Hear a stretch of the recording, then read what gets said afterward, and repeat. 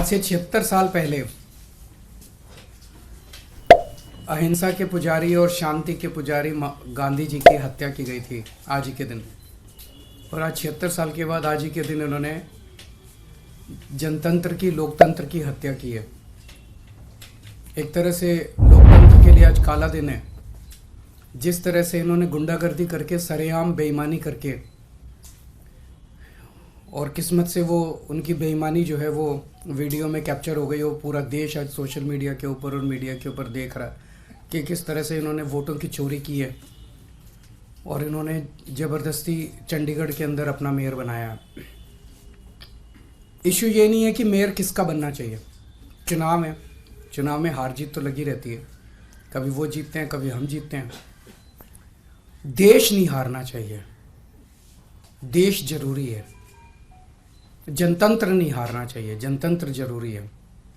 पार्टियां आती जाती रहती हैं, नेता आते जाते रहते हैं, मेयर आते जाते रहते हैं। मेयर इंपॉर्टेंट नहीं है। इशू आज ये नहीं है कि हमारा मेयर बनना था, हमारा मेयर नहीं बना।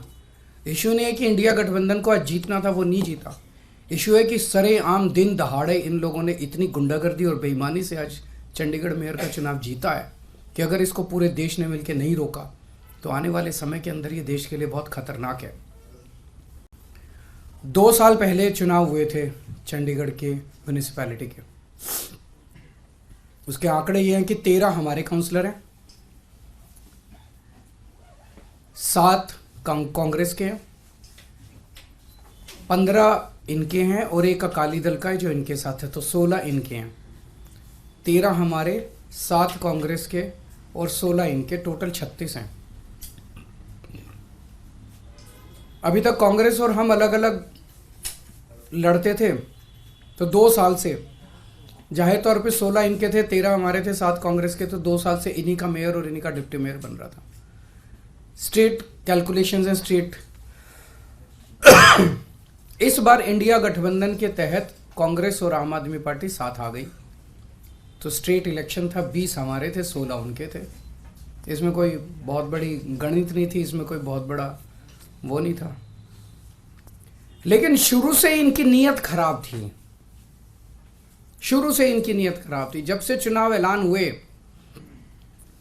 सबसे पहले तो इन लोगों ने प्रिसाइडिंग ऑफिसर, अपनी पार्टी के एक कार्यकर्ता को, अपनी पार्टी के एक ऑफिस बेरर को, पदाधिकारी को इन्होंने प्रिसाइडिंग ऑफिसर घोषित कर दिया। उसके बाद जब चुनाव की तारीख तय हुई, 18 जनवरी को चुनाव था, अचानक 18 जनवरी को इनका पदाधिकारी जो था, ये प्रिसाइडिंग ऑफिसर, ये बीमार, बोला मैं बीमार हो गया, अस्पताल में चला गया और चुनाव इंडेफिनेटली टाल दिए गए। हम कोर्ट गए और कोर्ट से हम लोग तारीख तय करवा के लाए। इस दौरान इन्होंने हमारे और कांग्रेस के काउंसलर्स को खरीदने की, डराने की, धमकाने की बहुत कोशिश की, जैसे कि पूरे देश भर में करते ही हैं। इनकी फितरत है, हर जगह करते हैं। लेकिन किस्मत से एक भी नहीं टूटा और आज चुनाव हुए, चुनाव होने थे, चुनाव हुए। कोर्ट के डायरेक्शंस के बावजूद इन लोगों ने जो बदमाशी की, हम सब देखते हैं कि चुनाव तो हुआ आज, लेकिन जब चुनाव के वोटों की गिनती होती है, चाहे राज्य स्तर का चुनाव हो, चाहे देश का चुनाव हो, गिनती के वक्त हर पार्टी का एजेंट वहां बैठा होता है। ट्रांसपेरेंट तरीके से गिनती होती है, सबके सामने वोटों को ऐड वो किया जाता है, वोट मशीन खोली जाती है, मशीन का नंबर बताया जाता है, दिखाया जाता है। उसके बाद वोट जब उसको टोटल किया जाता है, मशीन का दिखाया जाता है भाई किस पार्टी को कितने वोट मिले, सब कुछ दिखाया जाता है।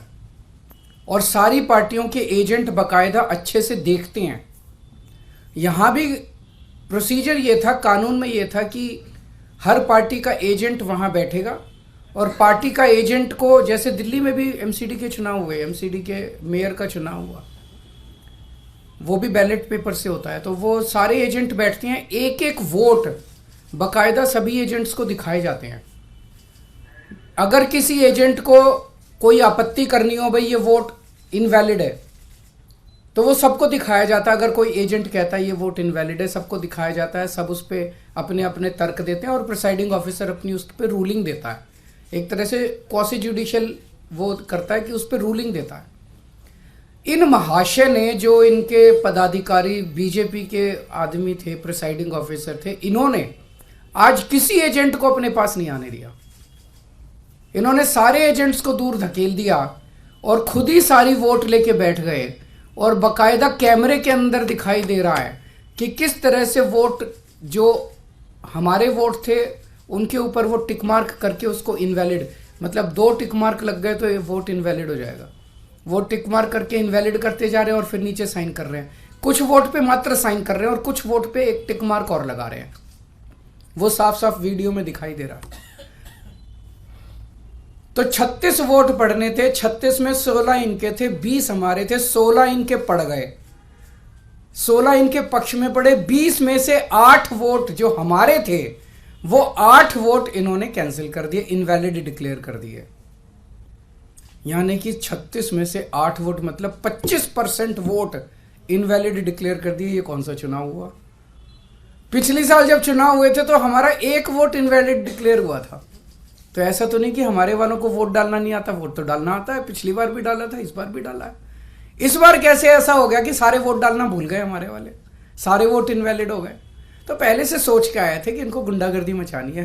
किस्मत अच्छी थी कि कैमरे के अंदर सब कुछ पकड़ा गया। इलेक्शन के लिए, जिसको आप कह रहे हैं कि सिर्फ एक चंडीगढ़ का छोटा सा इलेक्शन था, उसके लिए खुद जेपी नड्डा जी ने बधाई दी है और ये कहा है कि प्रधानमंत्री नरेंद्र मोदी की जो लीडरशिप है उसकी वजह से यूटी में जो है इस तरीके का विकास हुआ, जिसकी वजह से आप इंडिया। जेपी नड्डा जी से पूछिए कि 8 वोट इनवैलिड किस बेसिस पे किए उन्होंने। उनसे पूछिए कि क्या उनके पदाधिकारी ने जिस तरह से वोट्स को टेम्पर किया, फोर्जरी की, क्या वो इसको सही मानते हैं?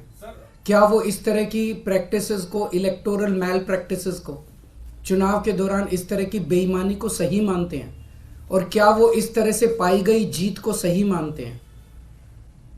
क्या वो इसको अनैतिक नहीं मानते? क्या वो इसको देश के लिए नुकसानदेह नहीं मानते? क्या केवल येन केन प्रकारेण जीतना उनके लिए सब कुछ है? मार के, पीट के, वोट टेम्पर करके, सब कुछ करके बस जीत जाओ किसी भी तरह से।